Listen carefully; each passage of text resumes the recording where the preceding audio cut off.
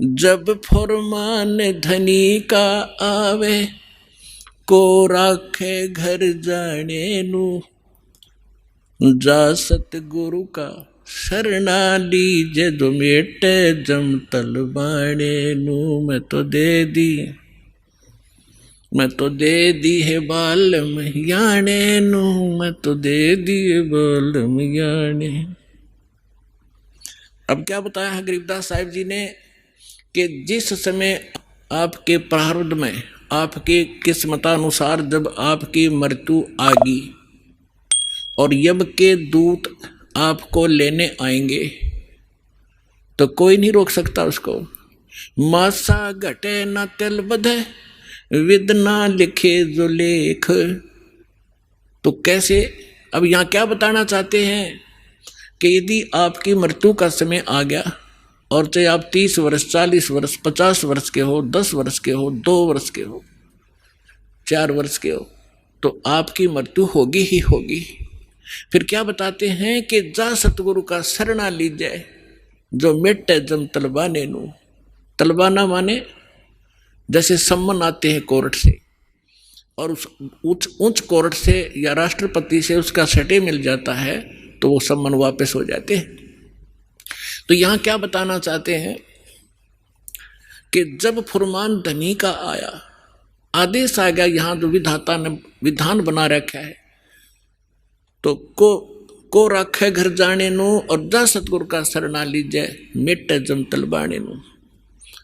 धर्मराज दरबार में देई कबीर तलाक, मेरे भूले चुके हंस को तू पकड़िए मत कजाक।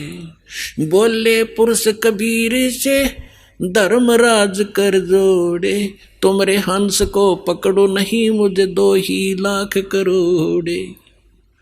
फिर क्या बताते हैं, धर्मराज ने फिर विनती की, प्रभु हे परमेश्वर, यहाँ का एक विधान है इस हमारे लोक का कि जैसा कर्म जिसने किया है वो दोनों भोगने पड़ेंगे, पुण्य भी और पाप भी।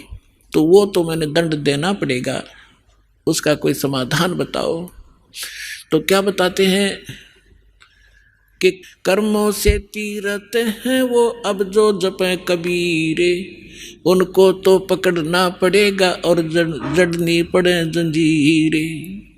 वो तो मेरे बस की बात नहीं, मेरी विधान है परमात्मा। तब परमात्मा कबीर जी ने कहा कि कर्म भरम ब्रह्मंड के, मैं पल में कर होने से, जिन हमारी 2 ही दी सो करो हमारे पैसे। कहते हैं ये कर्म भ्रम तुमने यहाँ इनको मिसगाइड करके बुरे जुल्म करवा रहे हो तुम।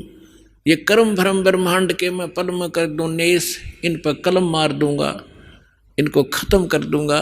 और जिन्होंने मेरी दुहाई दी वो करो हमारे पेश, उसका अकाउंट भी मत लेना तू।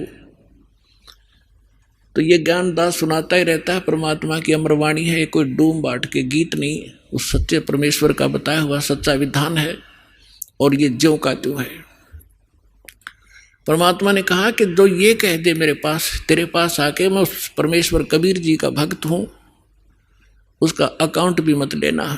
जो मेरा सत्य साधक हो और किसी गलती से वो तुम ले भी आए हो तो मेरे पास भेज देना, करो हमारे पेश। एक भक्त बता रहा था जी, मैं सपने में रात को सो रहा था और 2 बैंकर से आए और मुझे कहने लगे कि चल तू।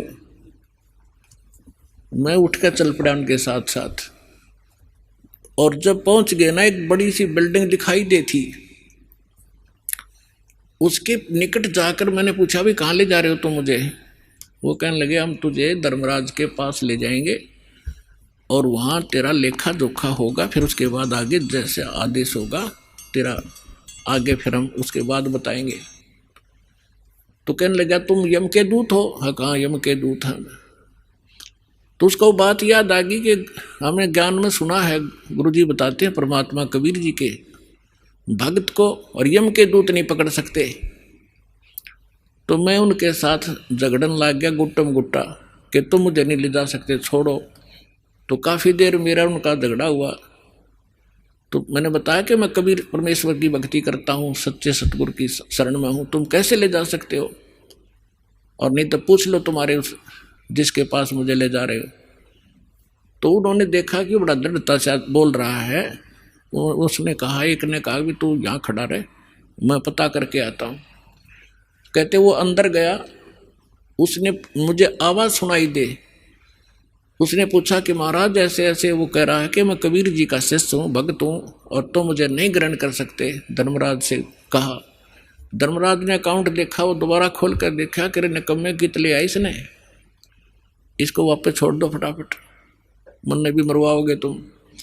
तो तभी वापस आया और कहने लगा, अरे छोड़, इसने बला ने ऊपर तो पटक दिया मैं, और न्यू आऊँ जैसे गोते खाता हुआ, झटके लगता हुआ, और एकदम बॉडी में प्रवेश किया। और जब मैं उठा, पसीना पसीना हो रहा, मेरी जाग खुल गई, नींद खुल गई, और काफ़ी देर तक मेरा शरीर सुन रहा, मैं हिल डुल नहीं सका, हिल डुल नहीं पाया। यदि मुझे ऐसी स्थिति मेरे शरीर की ना होती तो मैं सपना मानता इसको। तो उस दिन के बाद कह रहा कि और गणा दृढ़ विश्वास हो गया परमात्मा पे। तो यहाँ गरीबदास जी उसी परमात्मा की समर्थता बता रहे हैं।